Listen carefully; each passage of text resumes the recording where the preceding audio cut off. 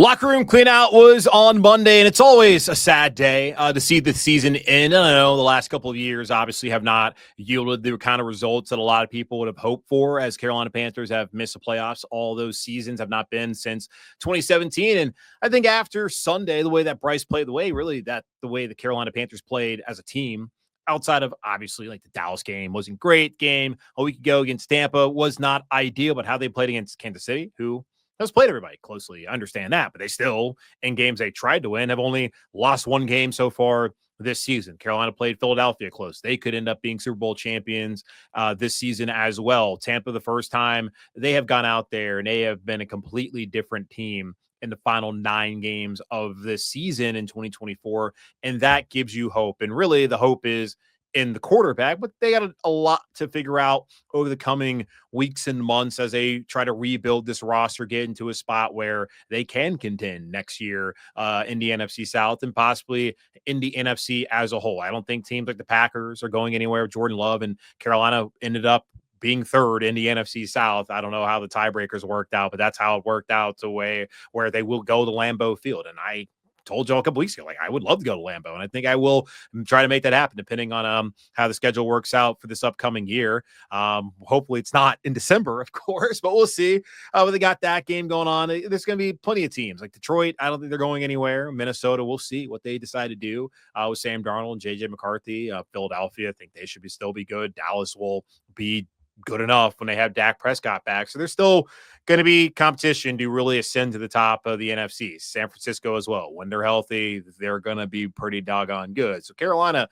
just looking at this little small pocket of the NFC South, it's possible that they're not that far away maybe from contending, but they got a long way to go defensively to get that defense where it needs to be. And even offensively, plenty of questions on the offensive line about how they're going to construct that. Plenty of questions about the targets they're going to have the upcoming season. And speaking of that, Adam Thielen, he spoke to the media on Monday, and he said that he is contemplating retirement, which I do think caught some people off guard. This past season, he was the 30th graded wide receiver according to PFF, 48 receptions, 615 yards, 5 touchdowns, despite missing 7 games. And just doing my own projections by looking at the games that he played, his numbers right there, 81 receptions, potentially 1,000 yards again, 8 touchdowns had he been healthy for a full season. And that doesn't put in who was available at certain times and Deontay Johnson, all that. But still, at least with the numbers he put up, that could have been what he could have done potentially had he stayed healthy. Either way, Adam Thielen has been an excellent acquisition for the Panthers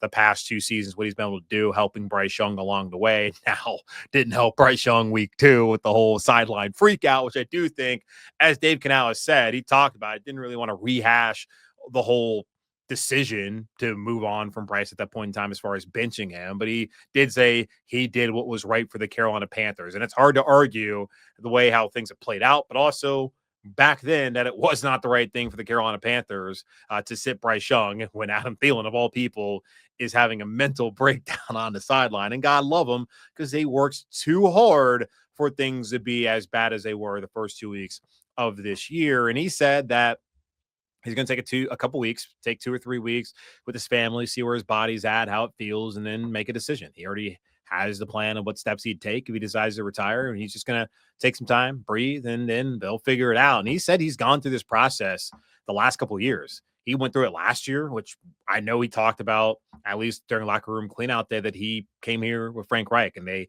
had sold him on the vision of building off of the 7-10 season. And that's finished, the 500 finish that Steve Wilkes had, and trying to get really close to going back and winning division in 2023. And of course, well, they went 2-15. They were very much not close to winning division in the NFC South a year ago. And maybe he was going to get traded. Ended up not getting traded, stuck around, had another good year. Of course, missed time because of that hamstring.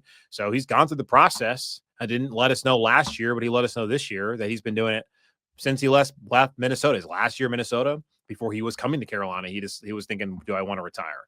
So we'll see what he decides to do. But Adam Thielen, I would love to have him back. I think it would make sense for Carolina.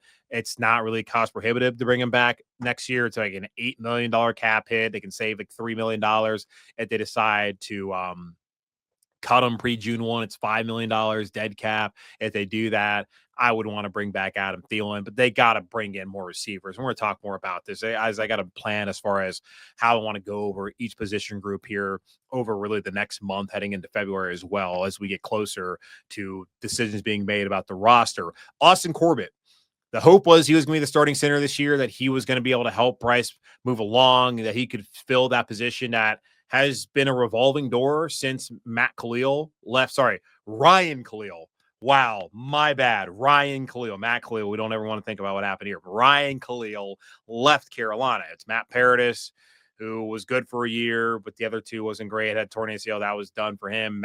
Pat Elflein was never great at that position. Bradley Bozeman was good until he wasn't good with all the issues, the carnage on the offensive line a year ago.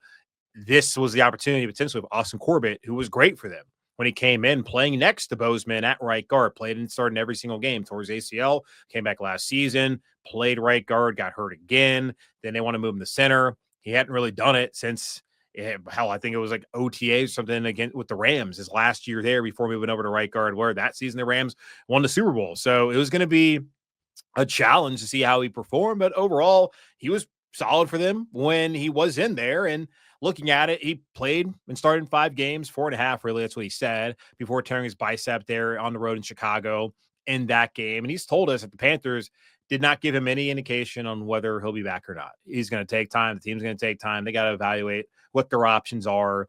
And you look at it, the last 2 seasons, he's only played in 9 games. He had not missed a start in the previous 3.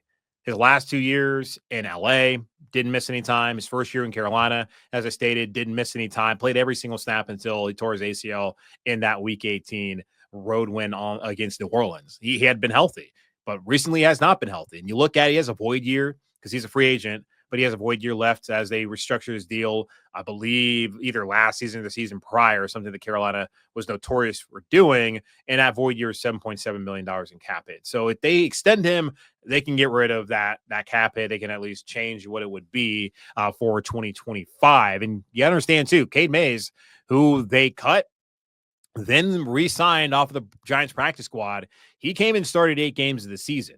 And he is a restricted free agent, which means that his RFA tender is $3.185 million, a lot cheaper than whatever the Carolina Panthers would have to pay Austin Corbett to come back to be their center. Also, he's a younger player.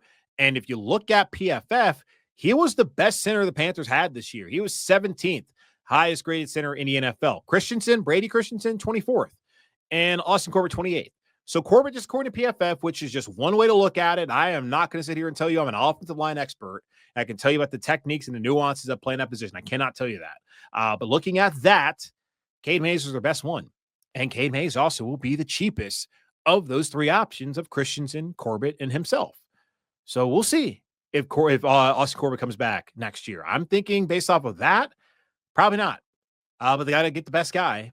Also think about the long term, and we'll see how it plays out. Miles Sanders, I really do applaud the dude for the way he played on Sunday in Atlanta. It's been a tough 2 years for him in Carolina. He came in to be that lead back coming off for a Pro Bowl season up in Philly, going to the Super Bowl, losing that game to Kansas City. And I thought that he was going to come in and be awesome for Carolina, teaming back up with Deuce Staley, who had been his running back coach there once upon a time in Philly. Obviously, Frank Reich was up there as well once upon a time. And I thought it was going to work. It didn't work.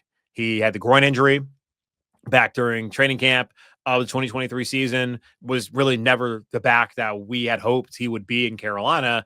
And he lost his job midway to Chuba Hubbard. Then coming into the season, Chuba was clearly the guy. They drafted Jonathan Brooks. They went out there and signed guys like Rashad Penny, who people are like, oh, look, they're replacing Miles Sanders. I told you Penny can't play. And as we saw, Penny was wildly out of shape and retired. And this is not to denigrate Rashad Penny, just I saw it with my own eyes. So Miles Sanders didn't work for him. Got hurt again. But then on Sunday, we finally saw that back that he could have been. 17 carries, 66 yards, touchdown, had 3 receptions, 50 yards, and a touchdown versus Atlanta, 116 yards, total offense, 2 touchdowns. Like, that was the guy that Carolina was hoping they were going to get.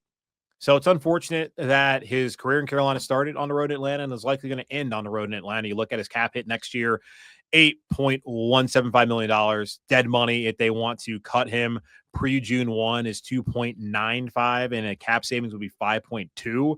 $1 million roster bonus is important to add. He got a $2 million roster bonus last year. Carolina really didn't have any recourse to get rid of him, as they were going to lose $2 million plus against salary cap had they decided to cut him. But they could not do that because they basically had to just keep him on the roster. And it made sense because they didn't have Jonathan Brooks, and that was even before they even drafted Jonathan Brooks. But as far as things go here, that $1 million roster bonus is going to be pretty cost prohibitive for a player who is not your top back and has not been your top back in these past 2 seasons. So I'm guessing he'll be cut. And think about this, Chuba Hubbard signed a new deal. His cap hit next year is 5.5. Sanders, again, is 8.1. Jonathan Brooks, who may miss the entire 2025 season's cap hit, is 1.9. Miles Sanders' cap hit is larger than those two players together, and those two guys, when healthy, are your top 2 backs. But Brooks is not healthy. So there's an argument to be made that Miles Sanders should be kept around as he's a veteran presence. He can clearly still play when healthy and given the opportunity. But I have a hard time believing they want to give him $1 million roster bonus on the 3rd day of the new league year coming up here in March. Shaq Thompson, he could also be out the door in Carolina. Tore his Achilles, which just devastating injury for Shaq as a guy who wants to end his career in Carolina. He said as much again. And he also said the injuries he's had the last 2 years are fluky. He had the broken leg where he just got fallen on. Someone fell on him, which that happens every Sunday in the NFL. And that one, it happened to just snap his leg, which sucks. Brutal injury, came back, was playing solid football, then goes out there, tears Achilles, and knew right away that's what it was. And I'd hate to see it happen to him. But you think about it, like he's played 6 games the last 2 seasons, missing 28 games. He had only missed 13 games total his first 8 years of his career. So it's not like this is a guy who's been injury plagued. I would love for him to come back, would love for that to work out. He believes he has 3 to 4 years left in him. I just look at the situation that they have here. Trevin Wallace has shown enough to be the starter again next year. They drafted Trevin Wallace. Go back to what I quoted from Dave Canales earlier today on the show. Dave talking about they got to develop the guys that they brought in. And one of the guys they brought in was Trevin Wallace. So develop him, focus on what he can do for you in the future. And same thing, like Josie Jewell, he came in here, knows the scheme. With Ajero, was with him in Denver. Once he came back from injury, he was pretty solid. And of course, missed the last 2 weeks of the season. I think that those are your 2 starting linebackers next year. Now, is it the best starting linebacker core you can have? I don't know, but Wallace is going to be a starter for sure. And we'll see what they decide to do with Jewell. Maybe Shaq gets an opportunity. He wants to finish his career in Carolina, wants to be a guy who played for one team. I don't know what that's going to look like. And I don't know what his market's going to look like. That's an important thing to understand as well. Because a couple years ago, when they're trying to figure out whether they're going to cut him or not, and they gave him that new deal, like it wasn't like his market was robust.